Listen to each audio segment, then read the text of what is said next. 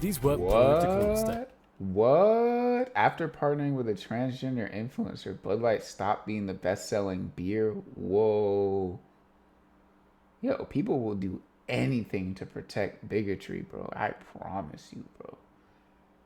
People do anything but stand on business when it comes to like actual human decency. What's good, everybody? And today we're gonna be watching another video by the Business Circle. How your gender became a marketing scam. Is it a scam? Let's find out. 1, 2, 3. Be sure to hit that like and subscribe button. Coca-Cola Dang. took a silver can, painted it black, slapped 0 on it, and boom, global success. It's actually pretty simple. Just by making it more manly. More man, really? All thanks to gender marketing. Pink razors for her, blue pen for him. It's all the same stuff, just marketed to different identities. And guess what? We fall for it every single time. But why? That's what I'm about to show you. By the end of this video, you'll be questioning every product in your bathroom and how much of your identity was bought. What? Bro, what are you talking about, man? Look, I didn't think much about gender marketing until this one moment that completely opened my eyes. What's that? So, last month, I'm shopping with my girlfriend. We stopped by the grooming section to grab her a razor, and this is where things get weird. Oh yeah. There are 2 razors. The male care and female care marketing is like, that's when you really see that, like, you get that feel that gender is a social construct, because you see stuff like this and you're just like, oh, that's a man thing, oh, that's a woman thing, but you don't even really look at what's in it. You just look at the package that it comes in. From the exact same company, sitting right next to each other. One's blue, one's pink. Same blade, same handle, but different prices. Pink one, $12. Blue one, $8. My girlfriend grabs the pink one without even looking at the price. When I point this out, she says something that just stuck with me. I know, but the pink one just feels right for me. So she's not paying for a better razor. She's paying for permission to feel feminine while shaving her legs. What the hell? This got me curious. So I decided to become a detective for 3 weeks. I tracked every single gendered product we bought. Shampoo, deodorant, vitamins, even freaking pens. What I found, a consistent upcharge targeting women. And get this, over a lifetime, this adds up to $188,000 extra that women pay, simply for being born female. Okay. Now, way before pink razors became this billion-dollar scam, Coca-Cola figured out... to try to scam women. It's so crazy to me, because, like, when people say, like, oh, you know, women are consumers, well, yes, in a lot of cases, yeah, but it's not necessarily the case that they're consumers. It's more just the fact that, like, there's a lot of things that go into it, but there's definitely a hand at that he's touching on right now that comes into the fact of, like, oh, you got to pay more for women's stuff, even though technically it might not even be different from the men's stuff. The cheat code for gender marketing. Not that different. For some things. See, obviously, some things are different. Like, you got a different bodily needs and things like that. That's a little bit more... of the different things, but for external stuff like a shaving razor, a little bit different, I feel. At least I'm not a scientist, but I'm gonna go off on a ledge and say that the difference between a male and female razor and what they actually need to be successful are very, very, very incredibly negligible. I'm gonna go out on a ledge and say that. I had this problem with Diet Coke. Diet Coke launched in 1982 and became a massive hit. But here's the thing. Over 60% of customers were women. Why? Because most men refused to buy anything labeled diet. To them, it felt feminine. So Coca-Cola tried to fix this with bold, flashy ads, and it completely Insecurity, bro. An entire market run by insecurity. Imagine that. The campaigns were too soft, too playful for these guys. Men weren't just ignoring the product, they were literally mocking it. This wasn't about taste. Yeah. This was about their precious masculine image being threatened by a freaking soda can. But because of this, Coca-Cola was losing money from half Crazy. the market. So in 2005, executives called this painted it big black. meeting. And here's what's crazy. They don't talk about making a better product. They don't discuss talk about taste or wrapping health it. benefits. Instead, they focus on psychology and ask one simple question. How do we sell the same drink twice? The solution? Take Diet Coke, slap a black label on it, rename it, and build a whole marketing campaign about being real and bold. Coke Zero is born. Coke Zero. But they didn't just change the marketing. They created this entire masculine consumption around it. fantasy. Coke Zero ads, extreme sports, action movies, guys doing physically demanding stuff. Diet Coke, Crazy. still showing women admiring attractive men. The strategy Crazy. worked like magic. Men finally had Crazy. permission to drink zero-calorie cola without Crazy, questioning their bro. manhood. But here's the Ego, genius part. bruh. I don't Coca-Cola like this, man. reformulated it This is crazy. slightly. Different ratios of the same artificial sweeteners. Like, I get it, right? Trust me, I get it, man. A lot of people are insecure. This, like, marketing, targeting, like, people who are insecure, I'm not mad at it. But when it becomes, like, you'd rather keep people insecure just so you can sell your product, that's when I have a problem. You know, like marketing towards people who are insecure, there's no problem with that, right? No problem with that. You're taking advantage of, I guess, like social expectations, right? I got no problem marketing towards that. But when you try to keep people that way to sell them your product, that's inherently harmful, because it like you're stopping their progression, you're stopping their like evolution as a person just to sell them your product. And that I don't like. At that point, like, you're doing too much. You're doing entirely too much. You put profit over people. That's the line where you put profit over people, I feel like, when you want to keep people in that state to sell them your product. That's Just just me. enough to legally call it a new product. And they positioned Coke Zero next to energy drinks and sports beverages instead of with diet sodas. Physical separation to reinforce the psychological separation. This gave them legal cover to claim it was a new product while maintaining the fundamental deception. Crazy. God damn it, Gump! You're a goddamn genius. But this madness doesn't stop here. Once Okay, you where does learn it this go? pattern, you start Where seeing does it it go? everywhere. Yep. Every major corporation uses variations Yeah, of the Axe same is approach. crazy for that. Gillette produces razors and Even also Five produces don't. Venus razors for women. The Venus Yeah. line features pink coloring, curved designs, Yeah. and higher prices. The men's Yeah, I've razors seen use that. utilitarian colors, straightforward designs, and lower costs. Here's the kicker: they roll They're off the the same exact razor? same production line, just with different packaging colors. But wait, it gets better. Bruh, Bic, that's such a you know, scam, the pen bro. company. They made Bic for her. Thin Oh my barrels, gosh, pastel colors, elegant packaging. The implication? That women's hands are so fundamentally different that they need Shut specially up. designed pens. Shut Even up. Ellen DeGeneres called out this nonsense. Shut up, bro. This stuff contributed. Honestly, hey, here's the hot take right here. This stuff right here, type of stuff like this, contributed to the gender wars. I'm going to stand on that. I'm going to stand on that. This played a hand. They're pens just for ladies. I know what you're thinking. It's about damn time. Where have our pens been? Can you believe this? We've been using man pens all these years. Not the man pens, bro. The remarkable feat Not is the convincing man pens. consumers that men and women fundamentally require different products to perform identical basic functions. But Yeah, here's that's what crazy. blew Now, my mind. internal functions, yes, completely customize it. But external functions? Come on now. Come on now. Most of these gender rules created by ad agencies in the 1950s. And these color associations we follow like gospel, complete historical accident.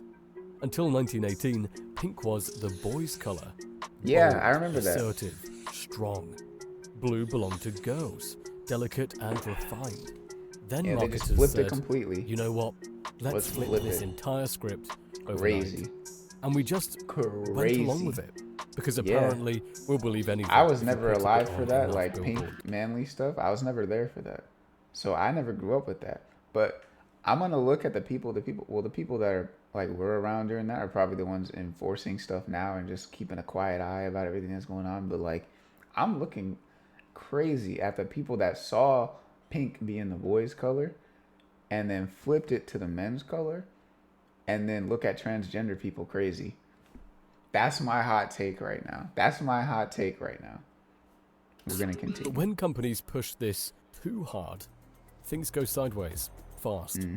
Dr. Pepper 10 launched in 2011 with the slogan, "It's not for women," and established a women is crazy. men-only Facebook page. Just used for men? gunmetal grey packaging and created advertisements featuring is so explosions stupid, and bro. combat scenarios. Oh my god, this is so dumb, bro. Dr. Pepper 10, it's not for women. Nigga, what the The campaigns backfired completely. dumb, bro. Men thought it was desperate and pathetic. Women felt Yeah, it deliberately is. excluded. Dr. Pepper 10 probably made 'em want it more. disappeared within 2 years. But this is nothing as compared to the Bud Light situation in 2023, which shows how fragile this system has become.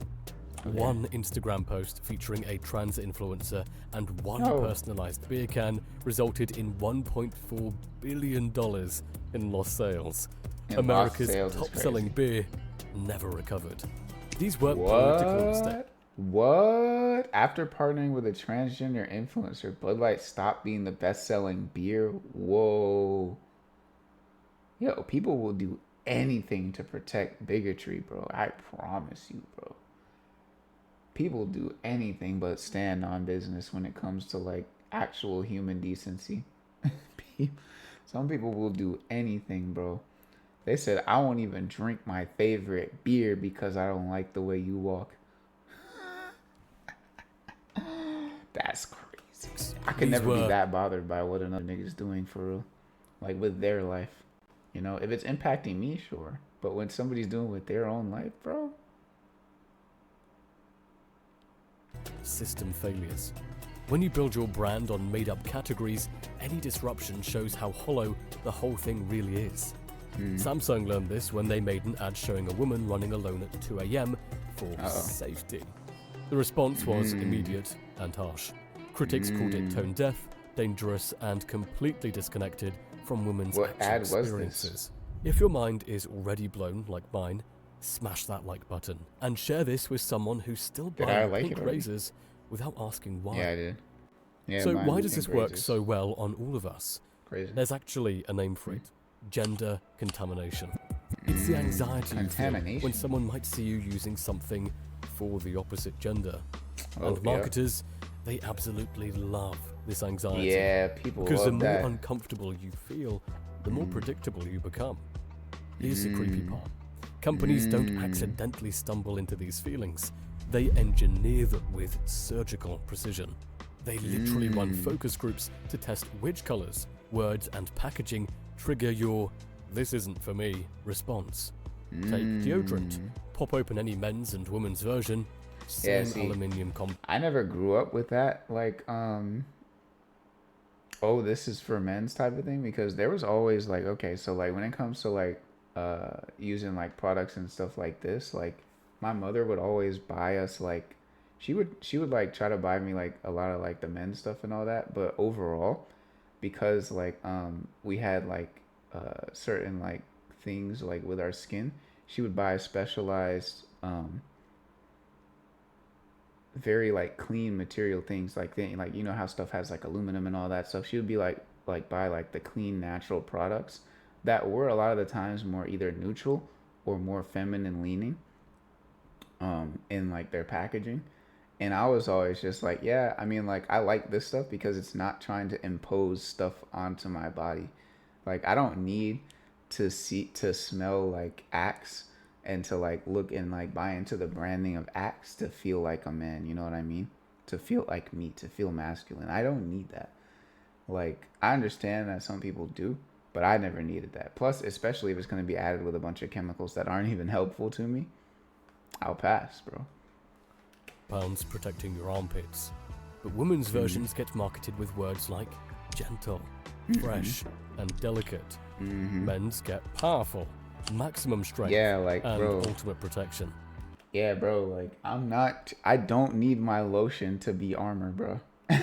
I need it to feel good on my skin and protect the moisture. Bro, we do not need armor level lotion, dog. That's doing way too much.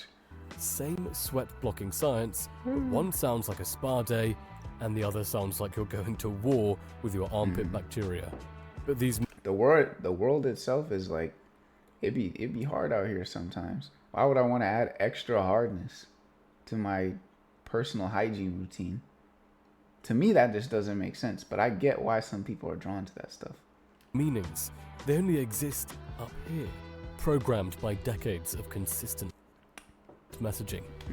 Companies actually spend more money maintaining this system. Separate production lines, separate marketing budgets, separate everything. They accept these costs because the profit margins are insane. This is a $500 billion industry built on selling you solutions to problems they invented. But Yeah. here's where it gets interesting. Something's changing. What's that? They try to trick the girls into buying the pink stuff instead of stuff that boys want to buy, right? Gen Z Oh, whoa, that little kid clocked it? is rejecting this faster than companies that a can lightsaber? adapt. 81% No, of that's young just like people a are filming basically thing. saying, your gender rules are stupid Well, same thing, because it was derived from like a little camera light anyways, so. and we're not playing. They actively seek gender-neutral products and publicly roast brands that keep using these outdated tricks. And the market is listening. Target removed gendered signs from toy departments. Unilever committed to eliminating gender stereotypes from all advertising by 2025. Axe, which built its entire brand on toxic masculinity, Yeah, completely literally rebranded toxic. Quite literally toxic, bro. Because you look at the stuff that's in Axe, it's not even really like something you want to be putting in contact with your body, bro. It's just not good. If I wanted that, I'd just walk around wearing actual metal armor, bro. Like, come on now. around Find Your Magic.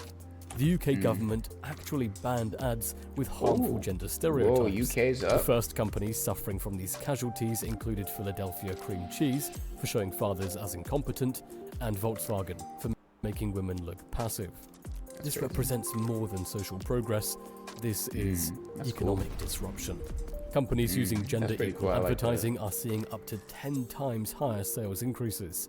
Turns I out, bet. authenticity sells better than manipulation. Ooh, Who would look have at that. thought? Ooh, hold on. Authenticity sells better than manipulation.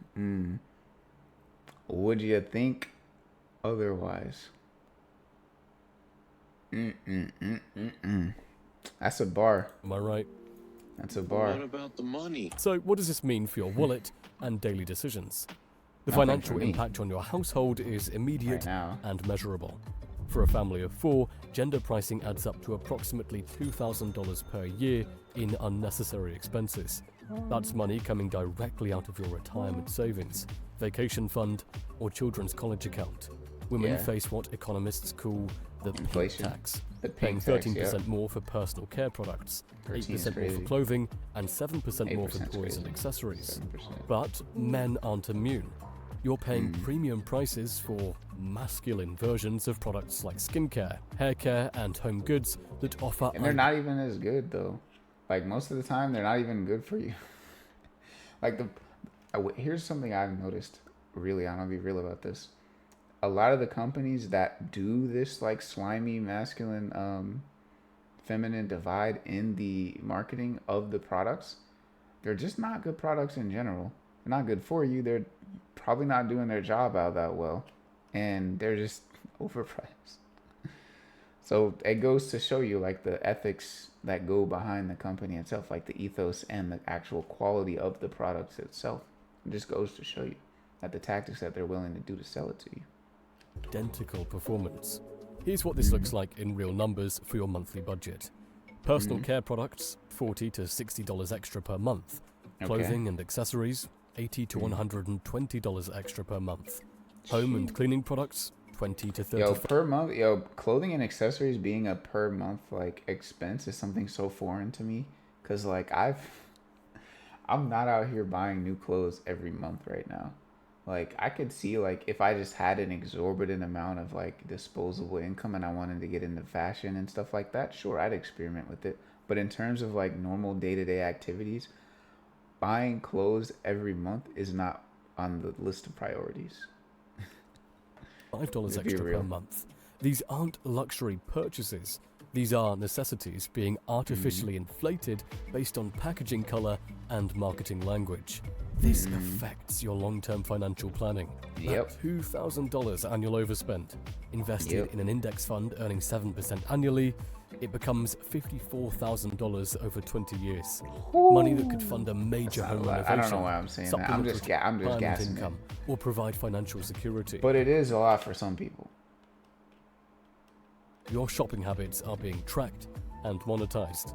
Retailers use purchase people data need to every dollar they can reinforce these save, pricing honestly. strategies. And especially if it's not necessary to spend. Like something like this, when they're just pricing stuff up for nothing, that's somewhere where you can save for sure. Will pay premiums for products that align with their identity. The hidden cost extends beyond the price tag. You're spending additional time comparing products, researching alternatives, and navigating marketing designed to confuse rather than inform. Smart households are already adapting.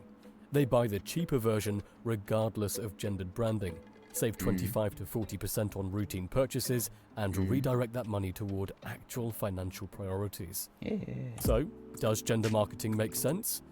For companies, it's generated hundreds of billions for 70 years by exploiting made-up. When it comes to like very, very niche circumstances and stuff that actually needs to be made differently and costs more to make it differently, then sure. But if it's just for kicks, no. Divisions. But for consumers, it never made financial sense. You were funding an elaborate illusion designed to make you buy twice. Next time you're holding two identical products in different packaging, ask yourself, am I buying performance or am I buying permission to perform gender? You're not a demographic to be exploited. You're an individual with preferences 100%. That can't be reduced to color-coded marketing segments. If you enjoyed getting your mind blown today, check out our video on Grey Goose's $1 million marketing playbook. I like that, bro. I like the video. Again, bro. The business circle, you've been hitting, man. 3 videos, bro. 3 slappers, 3 hitters, 3 bangers, bro. Mad respect. I appreciate your channel. You should have way more subscribers than you do right now. I'm gonna be honest with you. But hey, that's gonna be the end of the video for me. I'm gonna holler at y'all later. Let me know what y'all thought down in the comments. Do y'all be buying opposite gendered stuff? What's up? Sometimes I be buying women's pants, like, cause they're like so flowy. Like, I like them. I say sometimes, but I've only really have one pair. And they're like one of my favorite. They're so comfortable. They're so like flowy and like open and suits like what I want to be wearing in terms of like summer clothing. I don't want nothing constricting, nothing hot, nothing like that, you know? Keep it open. So, yeah. That's going to be the video. Let me know what y'all think. And I'll see you later. Bye.